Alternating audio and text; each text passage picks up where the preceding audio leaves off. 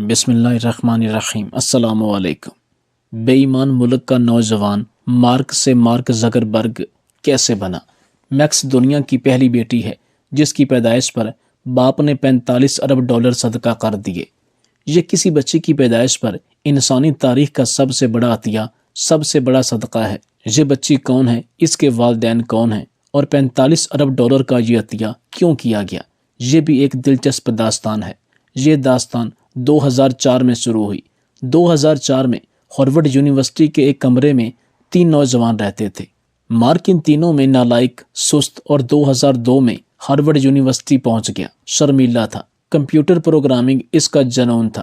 Mark نے 2004 کے شروع میں اپنے گندے کمرے میں بیٹھ کر ویب سائٹ کی ڈومین خریدی۔ سوشل نیٹ ورک کی ویب سائٹ 2004 کو facebook.com ڈیزائن کی اور 4 فروری کے نام سے یہ ویب سائٹ لانچ کر دی۔ اس ویب سائٹ کا مقصد ہارورڈ یونیورسٹی کے اسٹوڈنٹس کے درمیان آن لائن رابطے پیدا کرنا تھا۔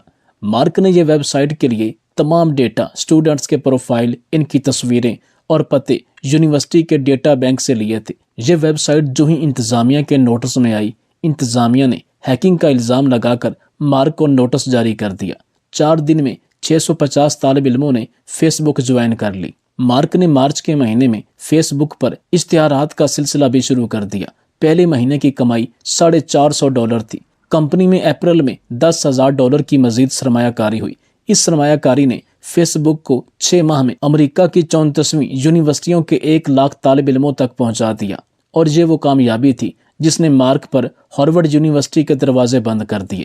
وہ ہارورڈ سے نکلا اور سیدھا سلیکون ویلی پہنچ گیا اور مارک سے مارک زکربرگ ہو گیا۔ فیس بک کی مالیت صرف 4 ماہ میں $10 ملین ہو چکی تھی، جو کہ اپنے آپ میں اور اس وقت کی سب سے بڑی اچیومنٹ تھی۔ جو لوگ ان چیزوں کو سمجھتے تھے وہ صرف وہی جانتے تھے کہ اس کا فیوچر کتنا تابناک ہے۔ ابھی یہ کمپنی صرف اپنے پاؤں پر مکمل کھڑا ہونے کے لیے سہارا ڈھونڈ رہی تھی۔ اس کے باوجود بے شمار خریدار اس کمپنی کو خریدنے کے لیے مارک زکربرگ سے رابطہ کرنے لگے۔ کسی نے کمپنی کے 2 گنا تو کسی نے کمپنی کی کل مالیت کے 10 گنا تک قیمت لگائی، لیکن مارک نے کمپنی بیچنے سے انکار کر دیا۔ مارک نے مختلف انویسٹر حضرات کو اپنی کمپنی کی تمام ڈیٹیل بتائیں، لیکن ماں سوائے چند لوگوں کے کسی بڑے بزنس مین نے اس میں انویسٹمنٹ نہیں کی۔ جن 2-4 لوگوں نے اس کی کمپنی میں انویسٹمنٹ کرنا چاہی، انہوں نے اس سے بہت زیادہ شیئر مانگ لیا، جس کی وجہ سے یہ سودا بھی کامیاب نہ ہو سکا۔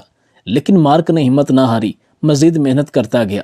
2005 کی گرمیوں میں جب فیس بک کے یوزرز کی تعداد 2 لاکھ ہوئی تو پے پال کمپنی کے شریک بانی پیٹر تھیل نے فیس بک میں $5 لاکھ کی سرمایہ کاری کر دی۔ یہ اس وقت کی کسی بھی کمپنی میں کی جانے والی سب سے بڑی سرمایہ کاری تھی، خاص طور پر جو بالکل نئی کمپنی پروان چڑھی تھی، جس نے ابھی تک صرف اپنے ہی ملک کے چند شہروں میں نام بنایا تھا، اور نہ ہی اتنی زیادہ فیمس تھی کہ پورے ملک میں اس کا طوطی بولتا ہو۔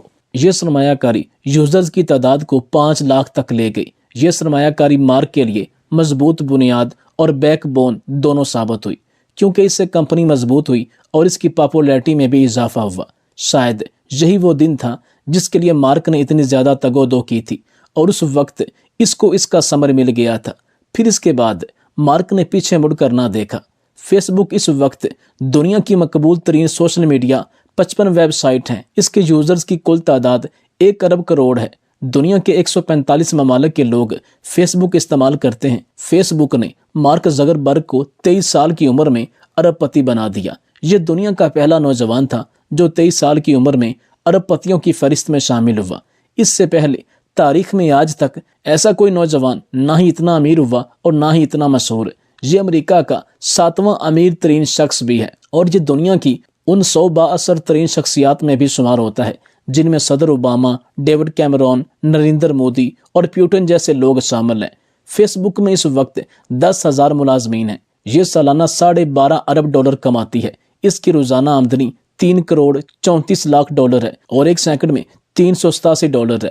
دنیا کی 56 کمپنیوں کا براہ راست روزگار بھی فیس بک سے وابستہ ہے۔ اس نے مئی 2012 میں پریسیلا چین کے ساتھ شادی کی۔ بیگم عام سی ڈاکٹر ہے۔ میکس ان کی پہلی اولاد ہے۔ اپنی بیٹی کی پیدائش پر مارک زکربرگ نے $45 ارب عطیہ و خیرات کیے۔ یہ اس کے قائم کردہ فنڈ میں شفٹ ہو جائے گی۔ یہ اس رقم سے دنیا بھر کے مسکینوں، بیماروں، لاچاروں اور غیر تعلیم یافتہ لوگوں کی مدد کرے گا۔ یاد رہے کہ مارک زکربرگ کوئی مسلمان نہیں ہے اور نہ ہی اس کا تعلق کسی مذہبی گھرانے سے ہے اور نہ ہی جس اسٹیٹ میں وہ رہتا ہے اس کے سربراہ مسلمان ہیں، لیکن اس نے 45 ارب ڈالر کی خیرات کی ہے، جو موجودہ وقت میں بڑی دولت بنتی ہے، جس کو کمانے کے لیے ہزاروں نہیں لاکھوں لوگوں کو سینکڑوں ہزاروں دن اپنے آپ کو کڑی محنت سے گزارنا پڑے تو شاید اتنی رقم جمع نہ ہو سکے۔ آپ پاکستان کے حکمرانوں، تاجروں، سیاستدانوں، وزیروں، اداروں پر براجمان اعلیٰ عہدیداروں اور بزنس مین کلاس کو بھی دیکھ لیجئے۔ یہ لوگ دہائیوں سے اپنے بچوں کو اس دنیا میں چھوڑ کر جا رہے ہیں جس میں بیماری، افلاس، جہالت اور جرائم کی انبار لگے ہوئے ہیں۔ بھٹو کا خاندان 45 برسوں میں لاڑکانہ کو پینے کا صاف پانی اور اچھی تعلیم، معیاری اسپتال اور کرائم فری ماحول نہیں دے سکا۔ باچا خان کے خاندان نے آج تک 4 صدی کی حالت نہیں بدلی۔ مولانا فضل الرحمان نے آج تک DIG خان کو نہیں بدل سکے، اور شریف فیملی آج تک لاہور کو اتنا صاف ستھرا اور محفوظ نہیں بنا سکی کہ ان کے پوتے اور پوتیاں سیکیورٹی کے بغیر باہر نکل سکیں، سرکاری اسکولوں میں تعلیم حاصل کر سکیں، گورنمنٹ کے ہسپتال میں علاج کرا سکیں اور ٹوٹی کا پانی پی سکیں۔ یہ کیسے لوگ ہیں؟ یہ خود کو اللہ تعالیٰ کی مقدس قوم بھی کہتے ہیں، یہ کلمہ بھی پڑھتے ہیں، قرآن مجید کی تلاوت بھی کرتے ہیں اور باقاعدگی سے نماز بھی ادا کرتے ہیں، خود کو مسلمان بھی سمجھتے ہیں اور سب سے بڑھ کر سب سے بڑا عاشق رسول بھی سمجھتے ہیں، لیکن اپنے بچوں کو بدترین ماحول بھی دے رہے ہیں۔ یہ کیسے مسلمان ہیں؟ یہ کیسے پاکستانی ہیں؟ اور یہ کیسے انسان ہیں؟ یہ کیسا اسلامی ملک ہے جو کہ اس پوری دنیا میں واحد اسلام کے نام پر بنا ہے، لیکن بدقسمتی سے جہاں اسلام کے بنیادی اور سنہرے قوانین لاگو نہیں ہوتے، امیر غریب کے لیے قوانین علیحدہ ہیں، جس کی لاٹھی اس کی بھینس اس اسلامی ملک میں رائج ہے۔ اس ملک پر حکمران ایمان کے دعوے دار ہیں، لیکن 31 سال کا ایک نوجوان صدقے اور خیرات میں ان سے لاکھوں کو آگے نکل گیا۔